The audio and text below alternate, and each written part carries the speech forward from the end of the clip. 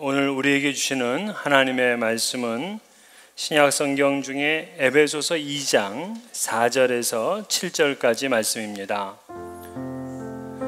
신약 성경 310면에 있습니다. 에베소서 2장 4절에서 7절까지 이 계시의 말씀을 봉독할 때에 살아계신 하나님의 음성을 들을 수 있기를 바랍니다.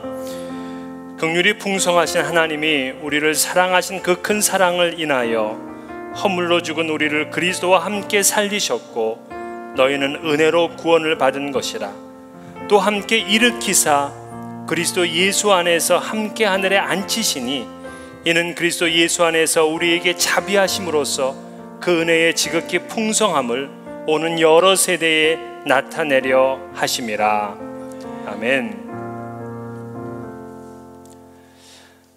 지난달 미국 사우스 캐롤라이나의 찰스턴에 있는 이 엠마누엘 교회에서 9명의 흑인이 총으로 살해를 당하는 사건이 발생했습니다.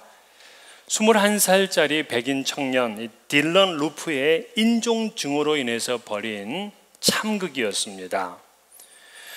평화와 안식의 성소인 교회에서 이런 일이 일어났다는 사실이 미국 사회에 엄청난 충격을 주었습니다. 이들 장례식에 참석한 오바마 대통령은 추모 연설을 했고요. 그 말미에는 찬송가 Amazing Grace를 불렀습니다. 그러자 단상의 연사들이 하나씩 둘씩 일어나더니만 그 추모식에 참석했던 6천 명의 모든 추모객들이 일어나서 이 찬송을 함께 불렀습니다. 오바마가 그날 이 부른 이 찬송은 이러한 놀라운 은혜로 미국의 인종 갈등을 극복하고 화합하자 하는 그러한 뜻이 담겨져 있는 것이었죠. 우리가 그 자리에 참석은 못했지만 정말 그 자리는 대단히 감동스러운 자리였을 것입니다. Amazing Grace. Amazing grace, how sweet the sound that saved a wretch like me.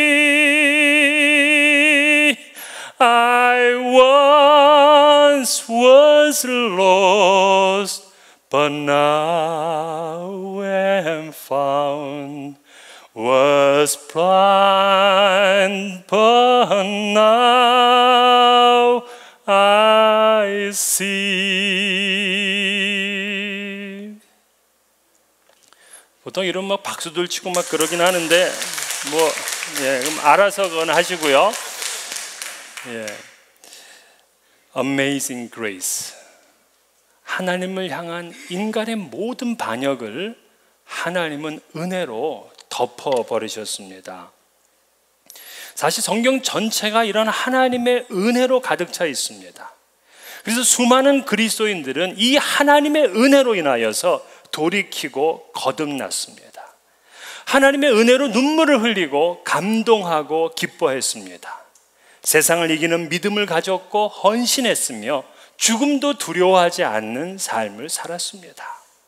그래서 동성 결혼이 미국 연방법원에서 합법하다 하고 그렇게 선언한 오늘날 이 미국에서조차도 하나님의 놀라운 은혜를 찬송하게 되면 그들은 모두 다 감동을 받습니다. 그런데 정작 오늘날 은혜가 교회 안에서는 잘 대접을 받지 못하고 있는 것 아닙니까? 제임스 패커는 그런 얘기를 했어요. 오늘날은 Amazing Grace가 아니라 오늘날은 Boring Grace다. 놀라운 은혜가 아니라 지루한 은혜로 전락했다는 것이죠.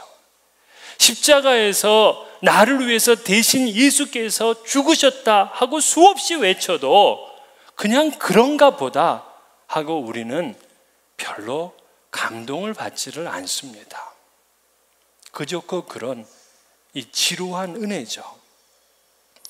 지난번 우리 사랑방 그 목자 모임에서 성경에 나타난 하나님의 은혜의 사건들을 한 가지씩 말해 보십시오 하고 이야기를 했더니 거기 있던 목자님들 한 분 한 분이 다 막히지 않고 다 얘기했습니다. 막히질 않아요. 왜 그럴까요? 성경 전체는 다 하나님의 은혜를 말하고 있기 때문에 그렇습니다. 하나님의 은혜 없이 천지 창조를 얘기할 수 있나요? 하나님의 은혜 없이 출애굽 사건을 말할 수 있습니까? 홍해가 갈라진 일, 또 40년 동안 만나와 메추라기를 먹이시고 또한 가나안 땅으로 입성해 주시고 나라를 만들어 주신 것, 그리고 바벨론 포로에서 해방시켜 주신 것, 교회를 세워주시고 예수 그리스도를 이 땅에 보내어 주신 것, 그리고 마지막 주님께서 다시 재림하셔서 하나님의 심판을 이루게 하실 이 모든 일들을 보게 되면 하나님의 은혜 없이 어떤 것 하나도 설명할 수가 없단 말입니다. 그래서 기독교와 타 종교가 다른 가장 큰 차이점, 그것은 바로 은혜입니다. 은혜는 기독교의 여러 덕목 중에 하나가 아니라 기독교의 모든 덕목의 뿌리, 근저라고 할 수가 있습니다. 그래서 성경은 구원의 책이지만 구원 자체가 하나님의 은혜의 역사잖아요. 그렇기 때문에 성경 전체는 역시 하나님의 은혜의 기록이다, 그렇게 말할 수 있습니다. 그런데 예수를 믿으면서도 하나님의 은혜를 모르고 교회를 다닌다, 그분은 기독교도 모르는 것이고 성경도 모르는 것입니다. 하나님의 은혜를 모르게 되면 신앙이 건조해집니다. 교회 생활도 지루합니다. 찬송을 불러도 그저 힘이 없습니다. 성경을 그렇게 오랫동안 안 읽고 하나님 앞에 그렇게 기도하지 않으면서도 사는데 별로 지장이 없습니다. 예배를 드리는 것, 이건 의무 같고요. 헌금하는 것, 남들이 보니까 겨우겨우 해댑니다. 복음의 가치를 모르기 때문에 믿지 않는 사람들을 보면서도 영혼에 대한 간절한 마음이 생기질 않고요. 수년 수십 년이 지나도 단 한 사람 전도하지 못하고 그렇게 살아갑니다. 은혜를 모르면 남을 사랑하고 남을 용서해야 될 그런 이유조차 없는 것이죠. 그러나 하나님이 바라시는 삶은 이러한 삶이 아닙니다. 지난 주일 저는 은혜로우신 하나님에 대한 말씀을 드렸습니다. 하나님은 은혜의 하나님이시기 때문에 하나님의 백성인 우리들이 은혜 가운데 풍성한 삶을 살기를 바라고 계신 거예요. 그래서 오늘 7절 말씀에도 이는 그리스도 예수 안에서 우리에게 자비하심으로써 그 은혜의 지극히 풍성함을 오는 여러 세대에 나타내려 하심이라.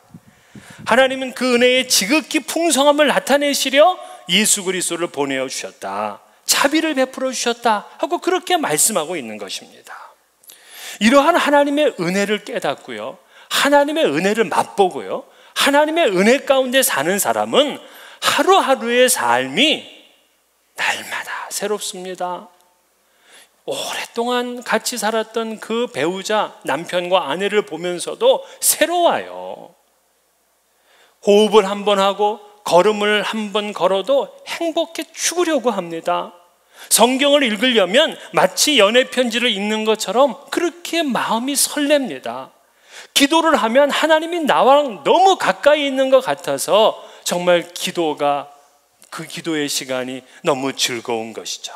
아침에 일어나면 나도 모르게 이상하게 찬송이 저절로 흘러나옵니다. 그리고 하나님 앞에 예배하고 찬양을 할 때면 내 안에 있는 그 영이 함께 기뻐 뜁니다.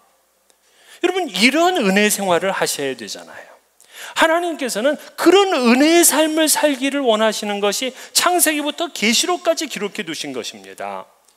하나님께서 천지를 지으시고 아담과 하와를 만드셨어요. 그리고 그들에게 복을 주셨습니다. 생육하고 번성하고 땅에 충만하고 다스리라. 이건 무슨 얘기냐? 하나님의 은혜로 풍성하게 살아라, 그 얘기 아닙니까? 성경에서 하나님의 임재를 체험했던 사람들은 모두 다 풍성함도 함께 체험했어요. 엘리사 시대의 가난한 과부에게 기름을 주신 하나님께서는 모든 그릇에 차고 넘치도록 기름을 주셨습니다. 작은 소년의 손에 들렸던 오병이어의 그 작은 도시락을 주님께 드렸을 때 주님께서는 이것으로 5,000명이나 되는 장정을 먹이시고 12광주리를 남는 그런 넘치는 은혜를 베푸셨습니다. 전쟁과 그렇게 도망을 다니면서 일생을 힘들게 살아야 했던 다윗은 내 잔이 넘치나이다 하는 그런 고백을 통해서 그렇게 고난을 당하면서도 나는 풍성한 은혜 가운데 있었다 하는 고백을 했습니다. 예수님께서 이 땅에 오신 이유를 내가 온 것은 양으로 생명을 얻게 하고 더 풍성히 얻게 하려는 것이라, 예수님이 오신 목적이 우리를 더 풍성하게 하려는 거라고 했습니다. 바울 사도는 교인들에게 이렇게 축복했습니다. 빌립보 4장 19절에 보면 나의 하나님이 그리스도 예수 안에서 영광 가운데 그 풍성한 대로 너희 모든 쓸 것을 채우시리라. 예수 믿으면서 이러한 하나님의 풍성한 은혜를 누려야죠. 그것도 없이 예수를 믿고 그것도 없이 살려면 얼마나 힘듭니까? 그래서 제가 은혜로우신 하나님을 하고 다른 또 우리 하나님의 속성에 대해서 말씀을 드리려고 하다가 안 되겠다. 우리 교인들이 정말 은혜를 이렇게 풍성히 받을 수 있는 길을 가르쳐 줘야 되겠다. 그래서 제가 다른 교회 안 가고 오늘 내가 여기서 얘기하고 있는 거예요. 우리 교인들에게만 지금 얘기를 해주고 있는 거예요. 이 비결을 잘 배우셔야 됩니다. 첫째는 주님의 은혜를 깊이 생각할 때 풍성함을 경험해요.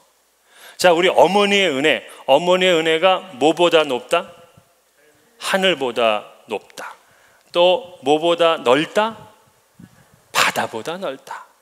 어머니의 은혜는 하늘보다 높고 바다보다 넓어요.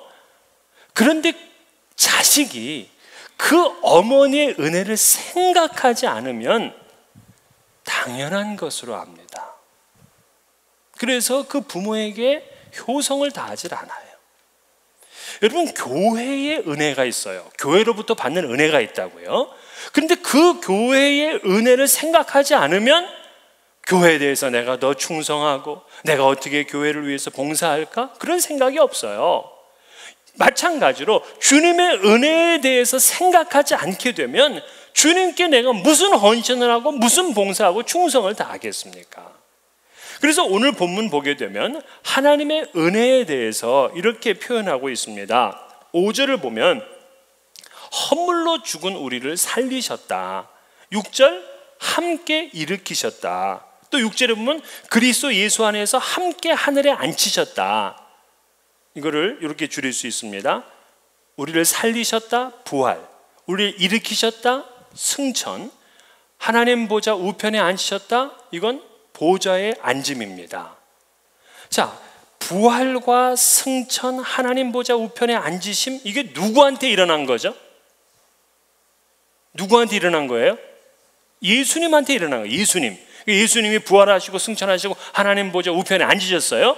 그런데 바울 사도는 오늘 본문에서 뭐라고 얘기하냐면 그것이 우리에게 일어난 일이다, 이렇게 설명한 겁니다. 우리에게 일어난 일이다. 이것을 영어 성경에 보게 되면 우리에게 일어난 이 일을 전부 다 과거 시제로 썼습니다. 과거 시제로. 허물로 죽은 우리를 살리셨다. You have been saved. 이거는 완료형이잖아요. 이미 완료됐다는 겁니다. 또 우리를 일으키셨다. raised. 우리를 하나님 보좌 우편에 앉히셨다. seated. 전부 다 과거형으로 되어 있어요. 헬라어 원문을 찾아봐도 헬라어 원문에서 역시 부정 과거형으로 되어 있습니다. 우리는 아직 안 죽었잖아요. 아직 부활 안 했잖아요. 아직 승천 안 했잖아요. 그런데 미래의 일을 이렇게 과거형으로 쓰는 때가 가끔 있어요. 이 헬라어 용법에. 그럼 이건 무슨 의미냐면 이 일은 미래에 결코 바뀌어지지 않는다, 그런 뜻입니다. 그러니까 우리는 지금 여기에 있지만 예수 그리스도 안에 있는 사람들은 반드시 100%, 1000% 하나님께서 우리를 부활시키시고 승천하게 하시고 하나님 보좌 우편에 앉히신다, 이 얘기입니다. 할렐루야. 이게 지금요. 그러니까 이미 성도의 구원은 믿음 안에서 성취된 것입니다. 본질상 진노의 자녀였던 우리들인데 이미 부활했고 이미 승천했고 하나님 보좌 우편에 앉았어요. 이건 결코 바뀌어지지 않습니다. 그래서 칼빈은 이 본문을 주석을 하면서 이렇게 주석했어요. 가장 깊은 지옥에서 하늘의 가장 귀한 자리로 올려진 것이다, 그렇게 얘기를 했어요. 지옥의 가장 깊은 곳에 있어야 될 우리들인데 하늘의 가장 높은 곳으로 옮겨졌다고요. 이걸 들으면서도 아무런 감동이 없다. 왜 그럴까요? 하나님의 은혜를 생각하며 살지 않는 겁니다. 오늘 이 본문의 단락이 10절에 끝나요. 그런데 11절을 시작하면서 뭐라고 하냐면 그러므로 생각하라, 그렇게 시작해요. 그러므로 생각하라. 하나님의 은혜를 깨닫게 되면 어떻게 우리가 맨정신으로 살 수 있겠습니까? 내가 죽어야 될 자리에 예수가 죽으시고 내가 묻혀야 될 무덤에 예수님이 먼저 들어가셨는데 어떻게 우리가 맨정신으로 사냐고요. 그렇게 사는 사람들은 그만큼 하나님의 은혜에 대해서 생각하지 않기 때문에 그렇습니다. 오늘 이 4절부터 우리가 읽었는데요, 이 4절의 앞부분을 헬라어 성경으로 읽어보면 뭐라고 시작하냐면 호대, 이런 말로 시작해요. 호대. 이 호대는 무슨 뜻이냐면 but, 그러나, 이런 뜻입니다. 그러나. 그러니까 이 그러나라는 말은 이 역접의 접속사잖아요. 그러니까 모든 그 앞에 있는 내용을 다 역전시키는 거예요. but 이렇게 되면은 난 너를 너무나 좋아해, 그래서 이건 청혼하려는 거야. 근데 난 너를 너무나 좋아해, 그러나 이건 헤어지려는 거거든요. 그러니까 이 그러나가 되면 그 앞에 있는 말을 모두 다 역접시켜요. 역전시킨다고요. 그럼 그 앞에 있는 내용이 뭐냐?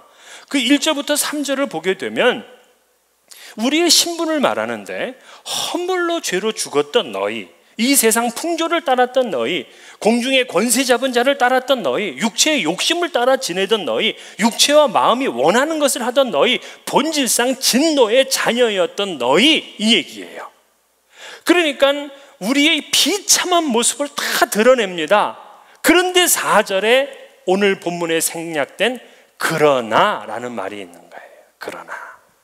그러니까 그러나라는 말은 그 앞에 아무리 죄를 많이 지었고 그 앞에 아무리 많은 문제를 쌓아놨다고 하더라도 상관이 없어요. 그러나거든요. 그래서 저는 예수 그리스도의 복음을 뭐라고 불렀냐면 but gospel, 그러나 복음이라고 불렀어요. 이건 아직 신학자들도 발견을 못했어요. 그러나 복음. 여러분이 그 어떠한 문제가 있고 어떠한 짓을 했고 어떠한 죄가 있다고 하더라도 주님 앞에 서면 그러나. 여러분, 그렇습니다. 이 그러나 복음은요, 뭐 암 치료제의 획기적인 발명품이라고 하는 뭐 엔지오스타틴, 뭐 엔도스타틴, 이런 발견보다 더 위대한 발견입니다. 사실 뭐 암 치료제가 아무리 좋은 게 나와가지고서 우리의 암을 다 고쳤다고 하더라도 그 사람 수명되면 다 죽어요. 그러나 이 but gospel, 그러나 복음은 우리를 영원히 살게 하는 치료제인 것입니다. 이게 바로 놀라운 은혜죠. 그런데 이런 amazing grace를 왜 boring grace로다가 전락시키고 사냐고요. 그 유명한 성 프란시스는 평생 동안 하나님을 그립고 그리운 나의 하나님이라고 부르면서 그렇게 찾았어요. 하나님을 생각하면 너무나 좋은 거예요. 요즘 그 사랑하는 연인들끼리 뭐라 그러는 줄 아세요? 서로 보고 있으면서도 보고 싶대.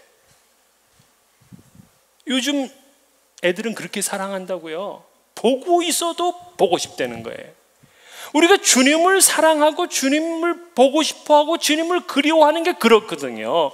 우리가 예수 안에 있잖아요. 그런데도 주님을 더 보기를 원하는 겁니다. 돌아가신 그 한국의 CCC 총재이셨던 그 고 김준권 목사님이 묵상집을 내셨어요. 주님으로 만족이라는 묵상집입니다. 그 내용을 읽어보면 이런 말이 나와요. 주님이 우리 안에 계시면 우리는 세계에서 가장 위대한 민족이 될 수 있습니다.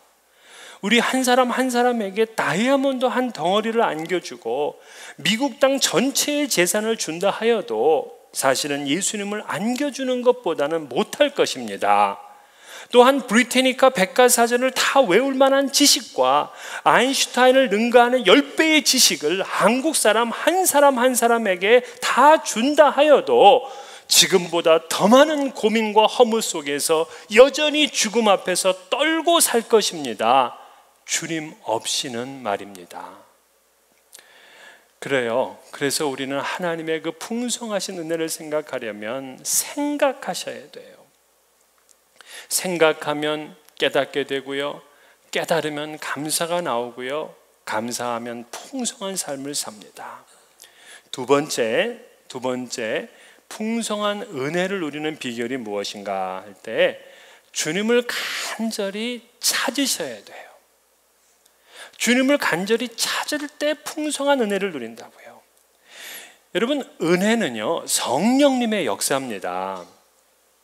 그런데 성령님의 역사이기 때문에 때로는 우리가 아무런 일도 하지 않아도 은혜를 주실 때가 있어요. 아니, 우리가 죄를 짓고 도망다니고 피해 살아도 하나님의 은혜를 강권적으로 주실 때가 있습니다. 아담 보세요. 아담은 선악과를 따먹었습니다. 하나님이 분명히 그거 죽는다 그랬습니다. 그러면 하나님께서 그냥 말씀하신 대로 아담과 하와를 그냥 처리해버리면 끝이었어요. 그런데도 하나님 그렇게 하지 않으셨어요. 그를 찾아가시고 그에게 가죽옷을 입히셨어요. 그로 인하여서 많은 생명들이 살아나고 또 그로 인해서 예수 그리스도가 오게 하는 그러한 일들을 하나님이 하셨다고요.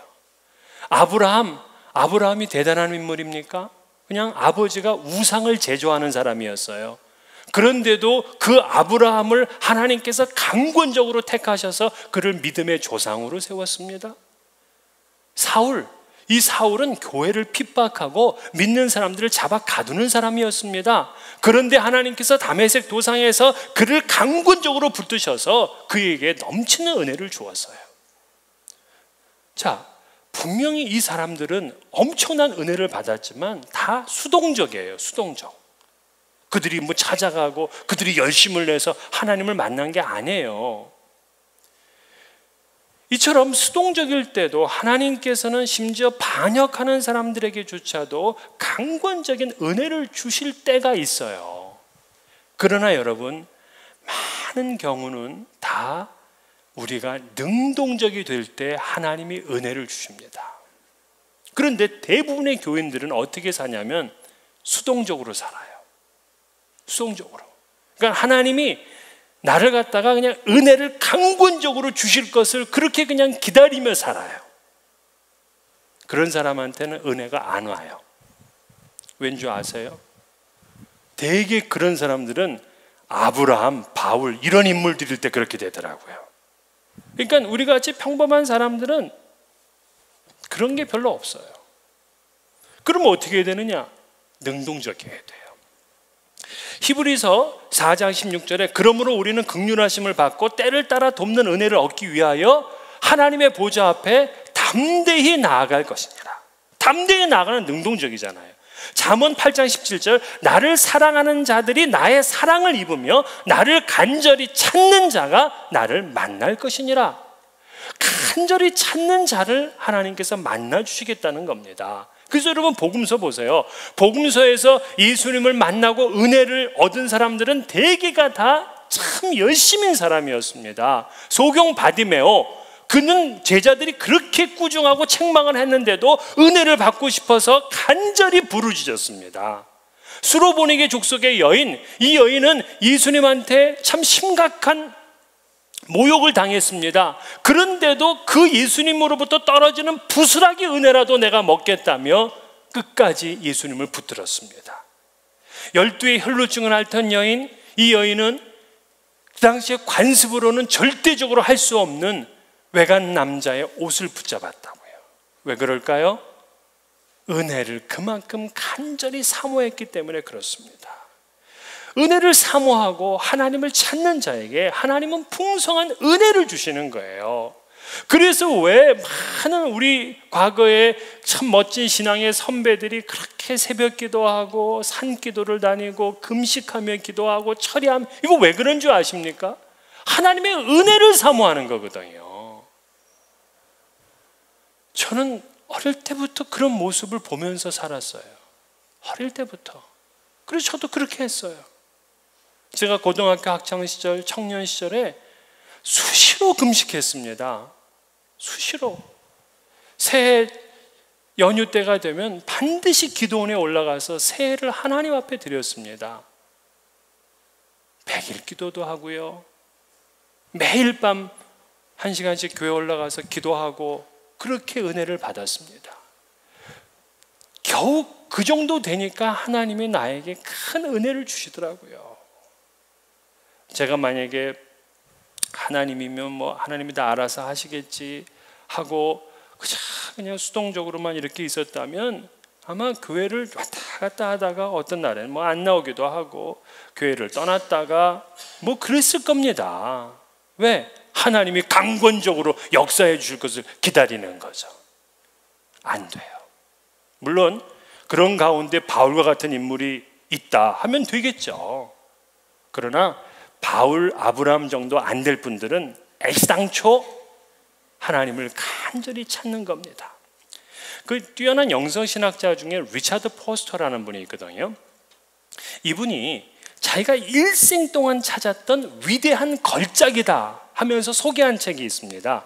이 달라스 윌라드의 하나님의 모략이라는 책이에요. 근데 그 책을 보게 되면 영성 훈련의 세 가지 차원이 있다 그렇게 말합니다. 근데 그 중에 한 가지가 뭐냐면 훈련의 차원이에요. 훈련. 그러니까 우리가 하나님 앞에 기도하고 말씀을 읽고 묵상하고 금식하고 하는 이 훈련, 이거 왜 하느냐? 하나님 앞에 은혜를 받기 위해서 하는 거예요. 교회에서 제자 훈련하고 사도 훈련하고 뭐 이러고 열심히 하잖아요. 그게 무슨 직분을 받기 위해서 하는 그런 리콰이어먼이기 때문에 하는 게 아니고 내가 은혜를 받기 위해서 하는 거라고요. 이 은혜는 바로 하나님을 간절히 찾는 나의 방식인 것입니다. 그래서 여러분들 하나님의 은혜를 진짜 받고 싶으면은요, 교회에서 하는 성경 공부에도 참여하시고 또 여러분들이 스스로 경건의 훈련에 힘쓰시고요, 좀 금식도 하시고 좀 100일 기도도 한번 하세요. 애들 붙잡고 좀 그렇게 기도하세요. 그런 하나님 앞에 찾는 열심이 없이 어떻게 은혜의 삶을 삽니까? 세 번째는 용서할 때에 풍성한 은혜를 경험합니다. 우리가 하나님께 나아갈 수 있는 이유는 하나님께서 이미 우리 죄를 용서해 주셨기 때문에 그렇거든요. 하나님이 우리 죄를 용서해 주셨기 때문에 우리가 풍성한 삶을 사는 거거든요. 에베소 1장 7절에 우리는 그리스도 안에서 그의 은혜의 풍성함을 따라 그의 피로 말미암아 속량 곧 죄사함을 받았느니라 그랬어요. 즉 주님의 풍성하신 은혜로 인해서 우리가 죄를 용서받고 용서받으니까는 화해하게 되고 화목하게 되고 풍성하게 된 겁니다. 그래서 여러분, 내 삶이 왜 이렇게 각박한가라고 하면 내가 누군가를 용서하지 못하는 게 있는가 하고 물으셔야 돼요. 그리고 그 사람을 그냥 용서를 선포해요. 그러면 내 삶에 풍성한 은혜가 넘치는 겁니다. 주서택 목사님하고 그분의 그 사모님이신 김선화 사모님이 쓴 책 가운데 내 마음속에 울고 있는 내가 있어요 라는 내적 치유책이 있습니다. 근데 거기에 보니까 50대의 그 한 여집사님에 대한 이야기를 소개합니다. 이 여집사님은 기도가 늘 한 가지 제목이에요. 동네에서 유명한 우리 남편의 술버릇을 고쳐달라는 것. 늘 그 기도만 합니다. 근데 그 기도를 그렇게 몇십 년을 했는데 안 고쳐져요. 그러니까 나중에는 어떤 기도도 하냐면 하나님 이제 이 인간 데려가시든지 아니면 그냥 나랑 헤어지게 해달라고 그렇게 기도를 했어요. 왜냐하면 그 남편이 결혼하고 지금까지 한 번도 제대로 된 돈을 갖다 준 적이 없습니다. 그리고 집에 거의 안 들어와요. 또 어쩌다 집에 들어오면은 잠자든지 술 먹든지 둘 중에 하나예요. 그러니까 이 부인이 이 남편하고 사는 이유가 한 가지, 어린아이들 때문에. 그 애들 때문에 어쩔 수 없이 사는 거예요. 그러니까 이 여집사님이 사는 그 방법은 뭐냐면 참고 또 참는 겁니다. 그러니까 주변에 있는 많은 분들이 그 부인을 동정을 하고 어떻게 그런 남편하고 살 수 있느냐, 참 대단하다 하고 그렇게 인정을 해주는 거예요. 그런데 어느 날 이 여집사님이 설교 말씀을 듣던 중에 갑자기 자기 머릿속에 생각 하나가 확 스쳐 지나가는 겁니다. 그게 뭐냐면, 혹시 가정생활을 이렇게 만든 책임이 나한테도 있지 않을까? 이거는 뭐 전혀 생각하고 싶은 얘기가 아니고 뭐 실제 자기는 그렇게 할 일도 없어요. 그런데 그 생각이 나는 겁니다. 그러면서 하나님 앞에 그가 이 문제를 가지고 기도했어요. 하나님, 내가 뭐가 문제였습니까? 하고 기도하는 중에 아버지의 모습이 떠오르는 거예요. 이 아버지가, 그러니까 그 당시 여집사님이 아주 어린 소녀였을 때 6.25 전쟁이 났는데 그 전쟁에 포탄이 막 떨어지니까 아버지가 자기하고 엄마는 남겨두고 혼자 도망가는 거예요. 그 뒷모습을 보면서 이 어린아이였던 이 딸은 너무 큰 충격을 받았습니다. 다행히 그 포탄이 자기 집에 떨어지지 않았기에 엄마하고 자기가 살았어요. 그렇지만 아버지를 용서할 수가 없었던 겁니다. 이것이 이 딸에게 상처로 남았어요. 자, 그렇게 자라는데 이제 장성에서 이분이 결혼을 하게 됐습니다. 그런데 결혼을 해서 그 남편에게서 자기 아버지의 모습을 본 겁니다. 신혼 때 뭐 혼수를 많이 해오지 못했다고 시누이하고 식구들이 자기를 아주 그렇게 그냥 곤란하게 만드는 거예요. 근데 이때 그 남편이 좀 있다가 혼수가 뭐가 중요하냐고 하고 좀 얘기하고 좀 거들어주고 자기를 좀 보호해주면 좋겠는데 막 그렇게 자기한테 뭐라 그러니까 슬쩍 일어나가지고 방문을 열고 나가는 겁니다. 그 뒷모습에서 아버지의 모습을 본 거예요. 그때 이미 자기 스스로가 남편에게서 등을 돌렸다는 사실을 깨달았습니다. 문제가 자기에게도 있음을 알게 된 거예요. 그래서 이 부인이 하나님 앞에 기도하는데 눈물이 그렇게 나오는 겁니다. 울고 또 울고 울었어요. 그렇게 한참을 울고 나서는 이제 집으로 가게 됐는데 남편이 보이는 거예요. 근데 자기도 모르게 그 남편한테 이런 말을 하는 겁니다. 여보, 나도 당신 때문에 참 많이 힘들고 고생했지만 당신도 나 때문에 정말 많이 힘들었겠다. 그 얘기를 한 겁니다. 평생 한 번도 생각조차 하지 못했던 일이었습니다. 어색하고 너무나 쑥스러웠습니다. 그러나 그 얘기를 할 수밖에 없었죠. 근데 남편이 그 얘기를 듣더니만 깜짝 놀라는 거예요. 그러면서 한참 뒤에 어색한 태도로 이렇게 말합니다. 아니야, 당신이 더 힘들었지. 근데 이 말에 이 부인이 그렇게 우는 겁니다. 왜냐하면 지금까지 자기한테 여보 당신이라고 해본 적이 없어요. 자기를 부를 땐 늘 욕으로 불렀습니다. 욕하면서. 그러니 고목나무와 같았던 이 가정에 놀랍게 꽃이 피는 겁니다. 그러면서 술 없이 살 수 없다는 그 남편은 그때부터 필사적으로 금주를 하려고 하는데 그게 안타까워서 이 부인이 오히려 말려요. 그리고는 이렇게 얘기를 합니다. 너무 억지로 하지 마세요. 못 참을 때는 그냥 마시고 하나님께 기도하라고. 술 끊을 수 있는 힘을 달라고 기도하라고. 너무 억지로 하지 말라고. 여유 있는 마음을 갖게 됐습니다. 기적이 그 가정에 일어난 거죠. 용서는 이렇게 가정을 풍성하게 만들어주는 거예요. 형들 보세요. 이 요셉의 형들 보게 되면 정말 요셉을 미워했단 말이에요. 그리고 요셉도 형들 보기가 뭐 그게 좋겠습니까? 그런데도 용서하니까 그들에게 잔치가 벌어진 것입니다. 여러분, 용서하지 못하는 사람은요, 그 마음속에 다 짐을 가지고 살기 때문에 풍성한 은혜를 누릴 수가 없어요. 이 롤러 메이라는 분은 건강한 사람은 수용성이 큰 사람, 즉 마음이 큰 사람이다, 그렇게 말했습니다. 그 바울 사도도 고린도 교회 성도들에게 너희도 마음을 넓히라 하고 그렇게 권면을 했습니다. 여러분, 예수 믿는 사람이 그 밴댕이 속같이 그렇게 그냥 조그마면 그거 어땠어요? 좀 넓은 마음 갖고 그래 수용하고 이해하고 용서하고 그러면요, 그분은 하나님의 은혜의 물줄기가 끊겨지질 않는 겁니다. 끊기질 않아요. 마지막 끝으로 풍성함을 누리는 비결은요, 말씀에 순종할 때입니다. 하나님께서 이스라엘 백성들에게 이 율법서를 주셨어요. 모세 오경을 주셨습니다. 모세 오경을 주신 이유는 뭐냐면 하나님 잘 믿고 너네들 행복하게 잘 살아라 하는 이제 그런 뜻이죠. 그런데 이 모세 오경의 마지막 결론이 어디에 있느냐면 신명기 28장에 있습니다. 여러분 너무 잘 아시는 본문이죠.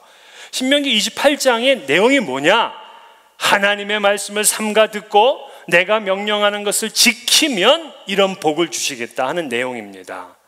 그 복의 내용이 이렇죠. 세계 모든 민족 위에 뛰어나게 하시며 성읍에서도 복을 받고 들에서도 복을 받게 하시며 자녀와 토지의 소산과 짐승의 새끼까지 복을 받고 광주리와 떡반죽 그릇도 복을 받고 들어가도 나가도 복을 받고 대적이 왔다가 그 앞에서 7길로 도망갑니다. 창고도 차고 넘치게 하고 그가 하는 모든 일에 하나님이 복을 내리실 것을 약속했습니다. 또한 때를 따라 비를 내리시고 구워줄지라도 꾸지 아니하며 머리가 되고 꼬리가 되지 않게 하실 것이다. 아니 얼마나 풍성한 하나님의 복입니까? 이 모든 풍성한 은혜, 풍성한 복을 누가 누리느냐? 하나님의 말씀에 순종하는 사람이 받는 것입니다. 말씀에 순종하는 사람은요, 은혜의 풍성함을 누려요. 그런데 우리가 왜 하나님의 이 은혜를 Amazing Grace로 기억하지 못하고 왜 이렇게 Boring Grace가 되었느냐? 하나님 말씀을 잊어버립니다. 오늘 여러분 이렇게 말씀 지금 들을 때 좀 은혜스럽죠? 예. 자, 지금 말씀 들을 때 많이 은혜스럽죠? 자, 은혜 많이 받았어요? 근데 이제 저 문을 열고서 밑에 이제 밥을 딱 받잖아요. 오늘 말씀한 거 잊어버려. 그리고 한 주 동안 살면서 뭐 생각을 좀 하긴 하지만 내가 그 말씀대로 살아야 되겠다 이렇게 순종하지 않아요. 순종하지 않는다고요. 순종하는 사람에게 하나님은 풍성한 은혜를 주시거든요. 아람 군대의 군대 장관이었던 나아만이라는 사람 알죠? 이 사람이 문둥병에 걸렸습니다. 근데 문둥병에 걸렸으니까 얼마나 힘들어요.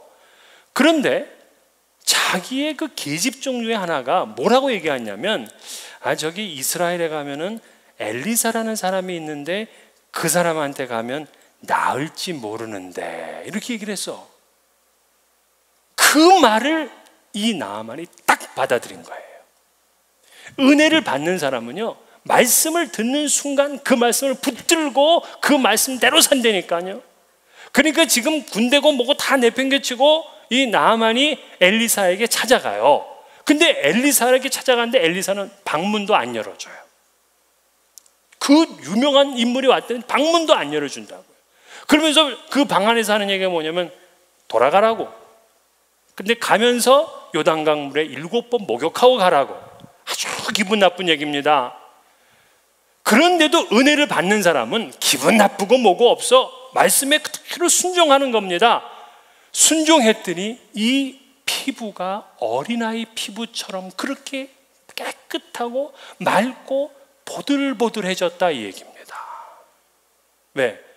말씀에 순종하는 사람은요, 은혜가 차고 넘치고 풍성한 거예요. 이 베드로는 아버지가 어부고 할아버지가 어부예요. 그 할아버지도 어부. 차례대로 어부로 살아온 사람이에요. 그러니까 이 베드로는 어부로서는 모든 기술과 모든 실력이 출중하다고요. 그런데 어느 날 밤새도록 고기를 잡았는데 한 마리도 못 잡았어요. 그런데 목수 출신 예수가 오더니만 깊은 데로 가서 그물을 내려라 하고 얘기를 합니다. 상당히 기분 나쁘죠. 내가 전문가인데 나를 건드려. 그런데도 베드로가 어떻게 해요? 말씀에 의지해서 그물을 내리겠습니다 하고 그물을 내려보니까 이 찢어질 만큼 많은 고기가 잡히는 거예요. 풍성한 은혜를 누리는 겁니다. 왜 그래요? 말씀에 순종하는 사람은요, 자기도 감당할 수 없는 그런 하나님의 풍성함을 맛보게 되는 것입니다. 그러므로 여러분, 하나님의 말씀을 들으시면 그냥 지나쳐 버리지 마시고요, 그 말씀을 마음에 품고 되새김질 하시고 그 말씀대로 순종하세요. 그러면 여러분의 삶에 풍성한 은혜가 넘치게 되는 것입니다. 그러나 말씀대로 살지 않고 내 생각대로 그냥 내 경험대로 내 실력대로 살면은요, 그분의 삶은 자꾸 왜소해지고 초라해지는 것입니다. 풍성함이 없어요. 오늘 저는 4가지를 말씀을 드렸습니다. 어떻게 하면 풍성한 은혜를 누릴 수 있느냐? 주님의 은혜를 깊이 생각하십시오. 그리고 주님을 간절히 찾으셔야 됩니다. 서로 용서해야 됩니다. 또 말씀에 순종하는 삶을 살아야 됩니다. 그래서 우리가 풍성한 삶을 누리게 되는 것, 이것이 하나님이 창조 때부터의 계획이고 또 목표였습니다. 우리에게 풍성한, 측량할 수도 없고 비교할 수도 없는 그 은혜를 주시기 위해서 예수님은 십자가의 길을 묵묵히 가셨어요. 사랑하는 여러분, 정말 boring grace가 아니라 amazing grace, 놀라운 은혜가 여러분의 삶에 날마다 순간순간마다 넘치시기를 주의 이름으로 간절히 축원합니다.